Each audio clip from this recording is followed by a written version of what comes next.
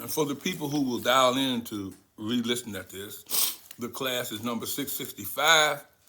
Today is April 11th, 2024, and the title is Obey the Call. Now, what I'd like to do is something that I've become very comfortable with doing, and that is give you a little piece of practicality, my life experience for, I don't know, the last week or the last couple of weeks or what have you, and then share with you the revelation that comes off of it. So this is an actual revelation. This is not me reading books and interpreting something that somebody has already written or what have you. This is, what I'm going to share with you is something that happened to me this week, and then for me to receive a revelation off of it and have what I call practical manifestation. First wisdom, and then you'll see certain things changing and what have you, based on you. As I said last week, you got to do the work. You doing the work brings about the manifestation of the desires of your heart. So, here's the story. During the week, and I shared a little bit of this with Kenny, and I shared a little of this with a lady yesterday. But here, let me give you what I call the great epiphany. I needed a big word, so I thought I'd come with epiphany. That sounds good. During the week, I was, I don't know, I was sitting around here and I was just kind of coasting and feeling the peace, and I was preparing to eat a little something, and then later on I'm going to go out, I'm going to go jogging. It was Monday, I think that's when, yeah, it was Monday. I'm going to go jogging, and then I'm going to come back and, you know, just get into my routine and what have you. But before I could do any of that, my mind just kind of went blank. And then I saw myself back down memory lane as a little boy. And I saw myself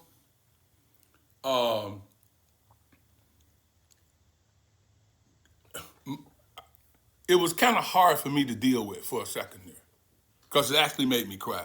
I could see that no matter what, my mother did whatever it took to take care of me and my brother.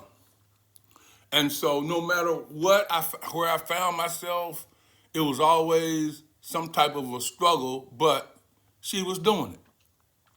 And I've told you this before. She had a degree in English, and she had a master's, minors in like French and Spanish. She could teach French, Spanish, and English. She graduated from West Virginia State, and she could speak it, and was real good at it. And but the superintendent of schools, who was a black man, the assistant superintendent was a black man, would not give her a job because her older brother and her older sister had jobs teaching school in the county, and he wouldn't give her a job. Nor would he recommend her for a job, and talking about it would be a monopoly. So my mother would go to work in this lady's house, and where she worked, the lady's husband was rich, and his name was Mr. Barry. He controlled the marketing, did all the distribution, everything for the Foremost Dairy, which was the milk company that delivered milk all over McDowell County. He was in charge of it, so you know he was rich. And so my mother worked in their house and made $2 a day. And she would go out of her way to make sure that Kenny and I had whatever we needed to have. And we talking about a lady who never got a job until somewhere around time for me to go to college. And she had to go to a place called Withville, Virginia. And she taught down there. It was like 1963 or what have you. Now, I'm going to graduate in 65. And she's bringing me clothes home from Joe Barry, who was a husky size, and I was a twig then. I mean, I was really little. And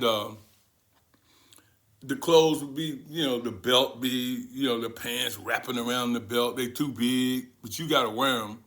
You have no choice.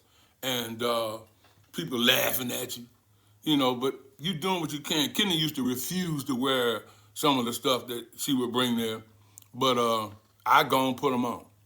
So all of that made me feel like, it was like a surge, a feeling on the inside. It was like, man, you had it rough. It was hard to say, your mama had a degree. Then you get out of there. She has not had time. She hasn't had any time to save up any kind of money. And now it's time for me to go to West Virginia State. And she's going to pay for me to live in the dorm, have a meal card, and all of the stuff that everybody else has. And no matter what, she was vigilant.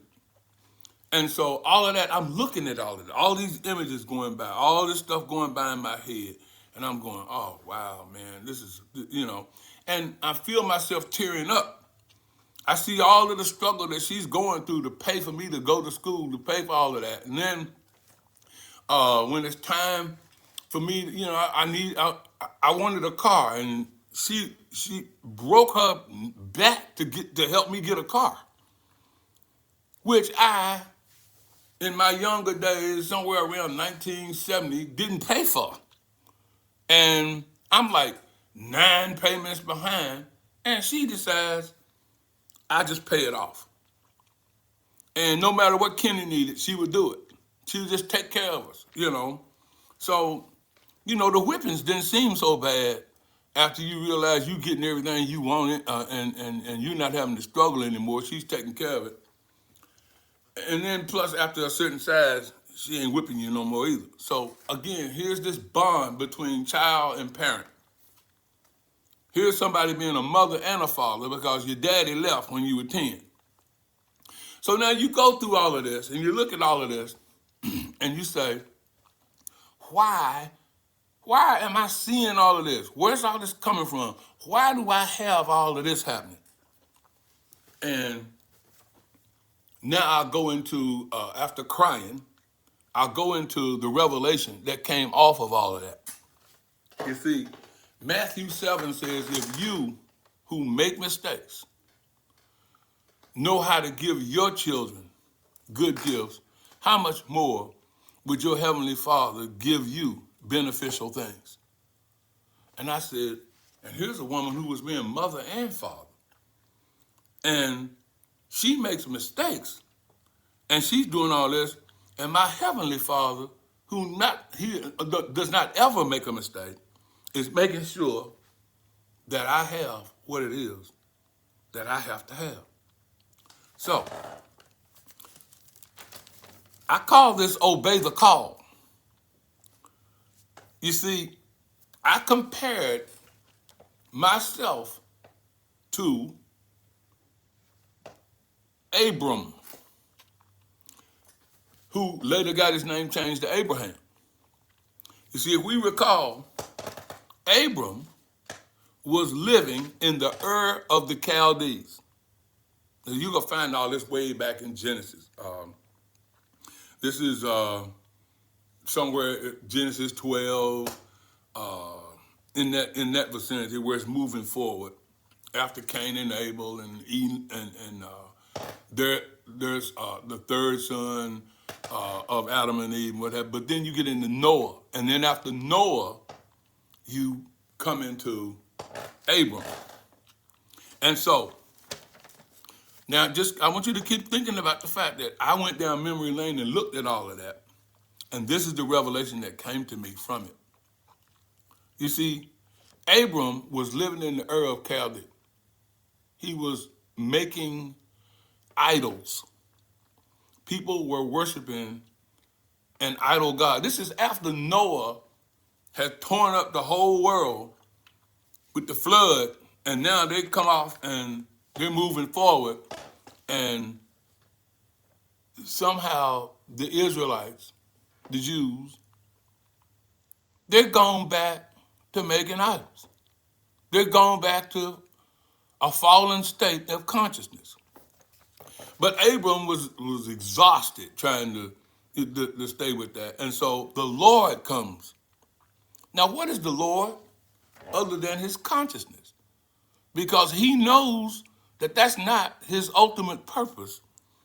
So he now expands off into a higher level. So the Lord calls him and says, leave. He doesn't have a clue where it's going. But he leaves the Ur of the Chaldees and his family, and they go to a place called Haran, Haran. Now, the word Haran means exalted state of consciousness. You get what I'm saying? He's called to go to a higher state of consciousness. Haran. Now, that's you. You are called from the Ur of making idols to Haran, to serving the one true God, to expand on into where? Canaan. Now, before we get to that, you're in Haran. Things get pretty good. At least they did for me. I mean, I got to an exalted state. At first, I was in what? I've been in Baptist and Catholic, and I've been in full gospel and all of that. But it just wasn't good enough, and I got exalted into metaphysics. So now here I am in Haran, and things are going fairly well. I got involved in metaphysics somewhere around 1980. And, oh boy, it was a long way from 1980 to where I am now. So I've been in Haran since 1980.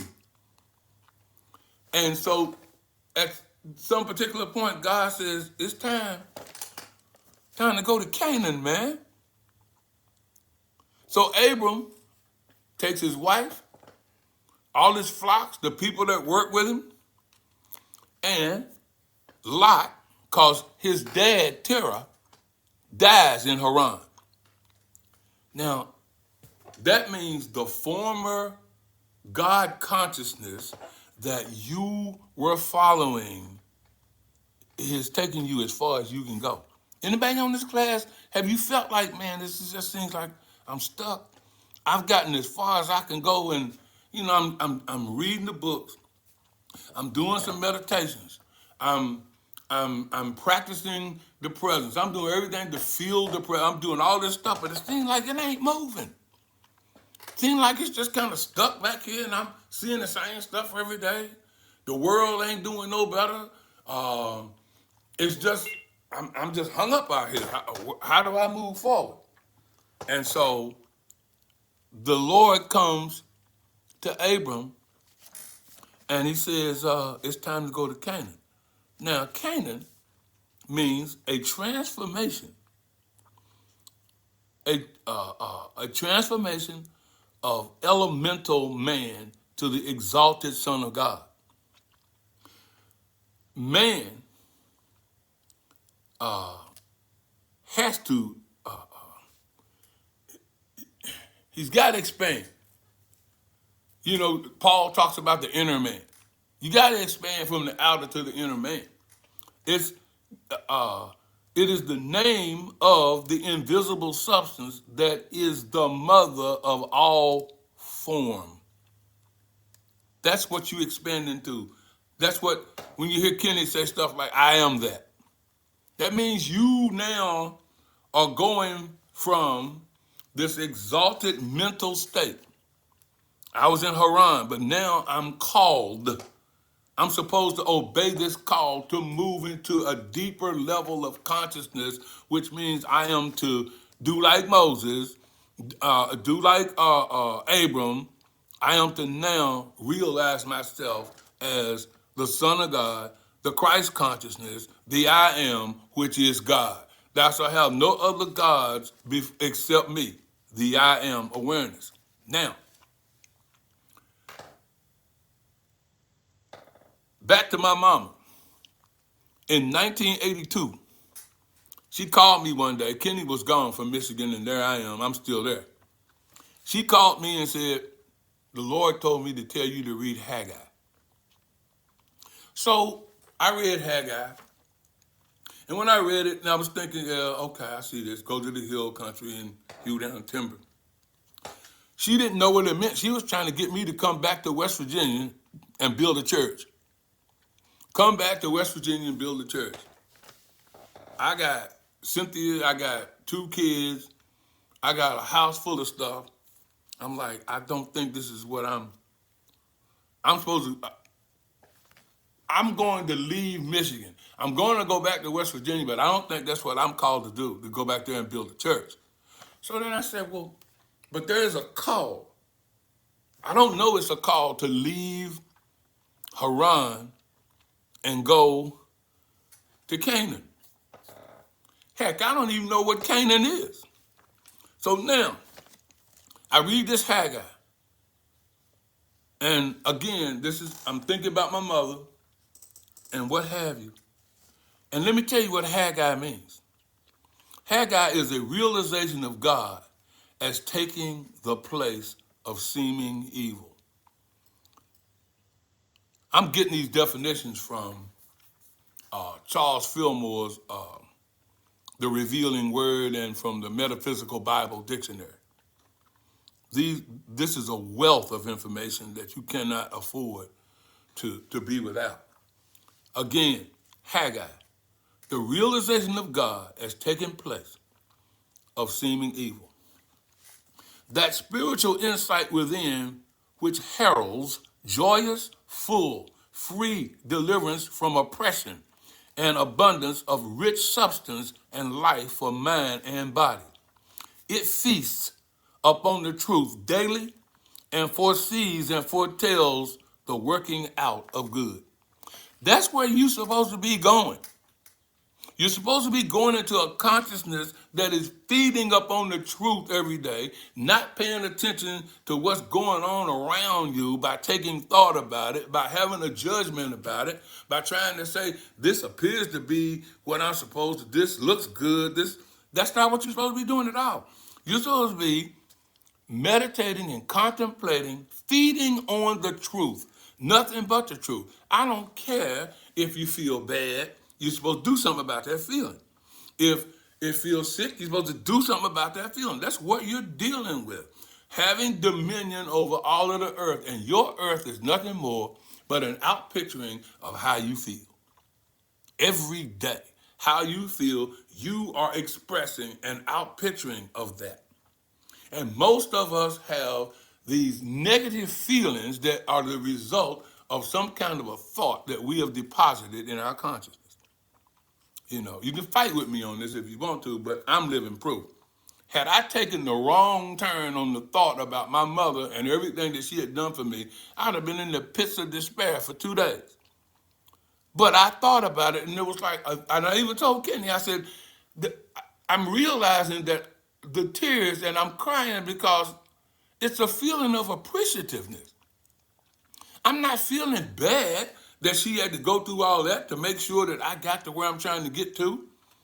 I'm feeling appreciative. I appreciate the fact that she was willing to make that kind of a sacrifice to make sure that Kenny and I got to where it is we needed to get, and that is a degree and good jobs. I remember having a great job at Ford Motor Company, but I wanted to be in music. See, I'm over there making these idols. What idols? Ego.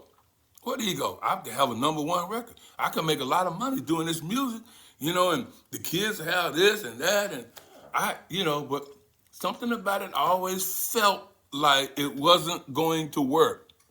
I didn't know what that meant back then. All I know is everybody has that. You do something creative and you wonder, will people appreciate this? Will they accept this? Is this going to work? You got people stealing from you. You got people taking your music and putting it on there. One guy did a whole show using my music, used it as his theme song, played it every day in Detroit. Never paid me a dime. Never even called and said thank you for anything. They just took advantage of it. People lying on me, cheating, telling people Michael Orr said this and Michael Orr. I don't want to go into the details, but it hurt the career that I was moving toward. But that wasn't what my God self was moving me into. It was moving me into a deeper realization. If you read Haggai one day, it'll say, up to this point, you looked in the meal barrel and you looking for like 20 shekels and wasn't but 10. You eat, but you're never full. You drink, but your thirst is never quenched. You look for this and you get that. Always the opposite. It was always a mess, And so then you say, wow, man, what is all this? But you don't know what's going on with you. You really don't. I don't know whether all of you have experienced this or not, but I certainly have, and that is to look for A and you get Z. And so I'm going on down the road and I'm thinking about all of this, and I'm like, I really appreciate now what she was going through, what she was saying, and that's the feeling that I'm depositing. I want you to hear that now. I'm depositing a feeling in my consciousness of gratitude, of being, of appreciating all that I have been through. That sounds crazy, but that's what it has to come to. You have to come to the point that you appreciate that, number one, you can look at evil and say, you know what? I'm transforming this picture into good, into the light, until all that there is. You see, Canaan, where God was telling Abram he was going, Canaan was called the lowland. In fact, if you remember, when they got to Canaan, what Lot and his folk did not get along with Abram and his folk. See, take your mind off. Lot is some guy and Abram is some guy and they're people. Take your mind off of that for a second. Realize that that's you. You got this war going on the inside of you. The part that wants to follow God is not getting along with the part that wants to follow ego, that wants to make it for himself, that wants to what do they call it? Be able to pull it off. I can pull this off. Well, that's the war that's going on in heaven. And so you get to the lowland, and remember, Lot, if you know this story, Lot takes they decide to separate. Lot takes all of the flat land where all of the water is, where all of the vegetation is. Abram takes the mountain. Again, take your mind off people, because you are to choose the mountain. Remember, Haggai says, go up into the hill country, into the mountain, and hew down timber and build the house of the Lord. You're building a consciousness. So what's going on here is Lot takes the flat land, the easy way. I can make money. I can do this. I can do that. He takes all of the lowland. But Abram goes into the mountain. But before you know it, Lot, who pitched his tent near Sodom, the next thing you know, he done moved up in Sodom. He and his family and everything, they all go to Sodom. And they run into all manner of evil. They get involved with it. They for lack of a better term, they become almost a prey for sexual predators. And they can't get out. They got to get out of there. And Abram has to be the one to come and rescue Lot. Now think about that. Lot, who took all of the best of everything, never left the consciousness of making idols. Abram now goes to Haran, and now Abram comes and he gets to Canaan. Now he goes and he rescues Lot. Lot's wife is told what? Don't look back. Well, Lot's wife, again, get away from people. Lot's wife represents feeling. The feeling turns around and looks back because it enjoyed what was going on in Sodom. The feeling nature of a natural man normally likes all of the mess that's going on around it. It could just figure out how to get its part in it and how to deal with it. Well, at the end of the day, they finally get out of there. And let's look at Abram the rest of the way. Abram rescues Lot. They come back out of Sodom and Gomorrah. It's destroyed. The evil is replaced. Remember now, Haggai is a realization of good as taking the place of seeming evil.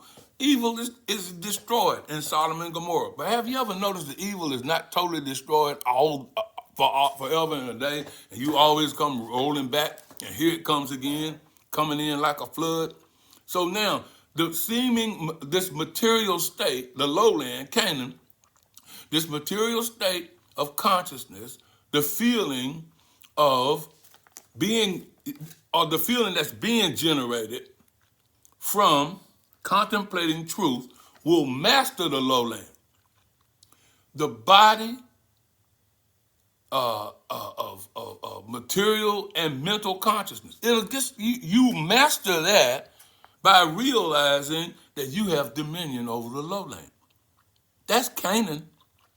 The Christ consciousness is where you're being led. This is symbology of the Israelites fighting to take the land. If you know the story, if you remember, they're always going to be fighting. You know, think about what's going on in Israel right now. Fighting. Think about what's going on in Russia. Fighting in Ukraine. Fighting. There's always some kind of fighting. But in reality, the fight that is going on is you've got to be able to transform this critter called Lot and the feeling nature, because there's this in you that seems to be there. It's not there, but the subtlety of the serpent. The serpent is more subtle than any of the beasts of the field. And so this serpent, which is nothing more than what they call false man. There is no false man. There's no other man. There's only the man of Christ. But this subtlety of the serpent leads you to do what? Appeal to your feeling nature that evil is just as good as good. It's just, what you do with it. So then, here you are, fighting whether to take good or to take evil, or to take them both. And yet, as you look, you see them fighting the Amalekites, and them fighting the Canaanites, and them fighting the Moabites, and them all these ites that they're fighting. Why don't they ever go away? Because they're there for you to transform, for you to see it clearly, that there is nobody that you're fighting. But it seems like it. It seems like you're fighting poverty. It seems like you're fighting limitation, lack. It seems like that's what you're always fighting. You're fighting to pay your bills. You're fighting to have enough. The retirement income is not enough. You're fighting to try to do what? Get the governor to sign bills, to get the president to put something out, to do this, to do that. You're always fighting something. But as I said, forget about Moses and Joshua and all these people that supposedly out here fighting with all of these different people, because there is no God that is going to choose you to send you to war and destroy another person when all there is God. That's a deep statement. You're always dealing with God. So all this fighting is really nothing more than an illusion. It's the nothingness of personal sense of life. All there is God. And you have the dominion over everything that God is, because you are sons of God, which you are one with God, and in that oneness, there's nothing that can separate you from. How can one separate itself from one? And I don't care if you get 2, 4, 27, 2,000, there's a one in each one of those numbers. You can get 10 million, there's a one in there. There's always a one. So you can't separate one from one, and you cannot separate you from you. So the deal is, I got to quit looking at me as this guy that I see in the mirror, and I got to start seeing, like in my dream last night, nothing but light. Yeah, it just reminds me of India Re's song, I Am Light. You realize the light in you is the light that you are. When I saw Cynthia after she had passed, this was in 2021, so this is like 2022, I have this dream, and I see her at the bottom of the hill, and her body is nothing but light. I can't even get near her. That was to show me that all there is to me is light. There is no Michael in the mirror that's going to go out of here and do some great, wonderful thing. No, there's this body that is a channel that I am light, and I am going to shine through this as the realization of what we call Canaan, the lowland being brought into the Christ consciousness, the only power that there is. So after Abram, which we call it was called Abram, an exalted father. That's you. After he possesses Canaan, his descendants drop to lesser states, materiality. You see, once it says, here you go, you got this wonderful consciousness now. You're the exalted father. You've entered into the Christ consciousness, but there's a part that seems to drop into what we call materiality, like Lot did. This is the story of Adam and Eve over and over again. It leads to Egyptian bondage. It leads to being in bondage to negative feelings. Mankind appears to fall when contemplating anything other than truth. Have you ever noticed that? You start thinking, if I don't pay this bill, then they're going to do this, ding, ding, ding, ding. And you start contemplating that, and what happens? You start falling down to the level of what that is. That's what you appear to be doing, but you never change. I am the Lord, and I change not. You never change. You are always the light. Just as a ray of the ray coming off of the sun is the sun. It can't separate itself from the sun. The beam coming off the moon is the moon. The wave that's flying up off the ocean is the ocean. A bucket of ocean water is the ocean. It cannot separate itself. That's where we fall. We don't continue to contemplate the truth daily. What is the truth? That's a good question, isn't it? What is the truth? I am the truth. I am the way. I am the truth. I am what? The light. That light is the life of men. That's the whole key. To realize that I am contemplating myself to be that. I don't care what it is I want. It's light. It's an idea. It's coming from consciousness that is expanded from my own thing to an exalted mental state that says, oh, wow, you know, I'm doing pretty good now. Things are going to be, just as soon as you rest on your laurels and something comes and says, no, but you need to expand. You need to expand. You need to get out there a little bigger. Abram becomes Abraham, father of multitudes. That's you. From exalted state to expansion, Christ consciousness, he was, and this is the other thing that really, really touched me in a tearful way. He was 75 when he was called to expand. I'm 75 years old. I'm like, why I'm taking myself through this little trek down memory lane and coming back forward, and I'm doing some comparisons. I'm 75 years old. Abraham was 75 years old when he was told to leave Haran and go into Canaan.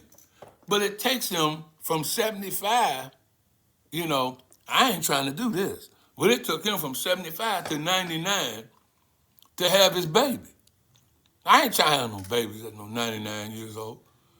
I done had all the babies I'm gonna have. If I get some new babies, I'm gonna buy them. But here again, he's called to expand. If you read Isaiah 54, read that. Lifted up from Canaan to the Christ consciousness. You have transformed. You're Haggai. You transformed Canaan into what? The promised land. The promised land. The Christ consciousness. The awareness that I am the truth. You see, in Isaiah 54, when you're reading that, you'll take a look and you'll see where it says, for a little while I turned my eyes away from you. What does that mean? That means God's eyes are too pure to behold iniquity. God cannot get in line. That's your God self. You cannot agree with the foolishness that your so-called personal ego is getting involved with. You can't, it's a disdain. You can't even deal with it. However, once you realize, I am lifted up. I am lifting up the Christ consciousness. This is my purpose, is to glorify God. I am contemplating what I am day in and day out. If that's what I'm doing, I am expanding on the left hand and on the right. I asked myself, am I expanding on the left hand and on the right? It was like, no. Why am I not expanding on the left hand and on the right? Because you're still stuck back there thinking that Haran is cool. In other words, you can put some stuff. You can get some things. You can do stuff. You can get a few things and what have you. That's not the ultimate goal. The ultimate goal is to be who you am. That's the goal. To contemplate who you am. To be that day in and day out, night and day. You see, everybody goes through ups and downs, exalted, and then falls until truth makes this indelible mark in consciousness. Once it comes to you, I am the truth, and you start contemplating that, ain't no more falling. You just start looking, you see things and they're pretty be evil, and you look at it and go, oh, I know why I'm looking at this. I'm looking at this to realize that there's nothing to it. People will call you, I'm sick. You say, okay. Because you realize they are the light. You have to understand that when you expand into this exalted state of consciousness, into the Christ consciousness, you have dominated Canaan. You see the light of every person. That's your goal. That's what you want to do. You want to see the oneness of God and man. When we pay attention to our thoughts, not contemplating other than truth, we negate evil, the negative feelings that take us down to bondage. Did y'all hear that? When you are constantly contemplating the truth, you are negating the feeling that takes you down into the bondage of Egypt. You don't have anything to do with Pharaoh. You have nothing to do with something that's trying to keep you in bondage to doing whatever it is that it wants to do with you. You don't have anything to do with that. Because you are able to look at the evil. Had Adam and Eve looked at the evil and said, oh, no. No, I know you. I know who you are. You are the Holy One of Israel. You are the Christ. When you look at evil and say, no, you the Christ. There's nothing. I cannot produce evil. Once I realize that's who I am and there's no such thing, it dissipates. It disappears. But if you contemplate these feelings that are negative, that are fearful, that garner doubt, failure, maybe this, maybe that. If you do that and you generate these feelings, you are dropping these feelings into your consciousness, and through this judgment, you're guaranteeing slavery to something. You're guaranteeing slavery. You see, these are feelings associated with every negative thought. That's why Jesus said, judge not by appearances, but judge righteous judgment. Take no thought for your life. Why? Because when you start taking thought for how you're going to do something, how you're going to come up with, it's generating the feeling, and the feeling is dropping into your consciousness, and it is doing what?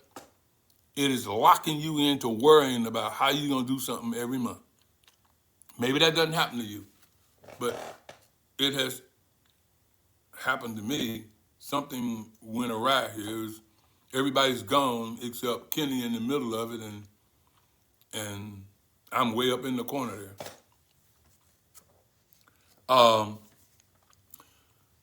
In Deuteronomy chapter 1, verse 6 through 8, you'll see that the main theme there was, we've dwelt in this mount long enough. They were in Mount Horeb. And he says, we've dwelt in this mount long enough. You've been in this consciousness long enough. And you need to leave the consciousness of Haran and move into Canaan. You're moving into the Christ consciousness. Remember, Jesus says, take, eat, this is my body. Suppose you didn't take it. You didn't eat it. You didn't appropriate it. How did I do that? By contemplating the truth that I am. I contemplate that day in and day out.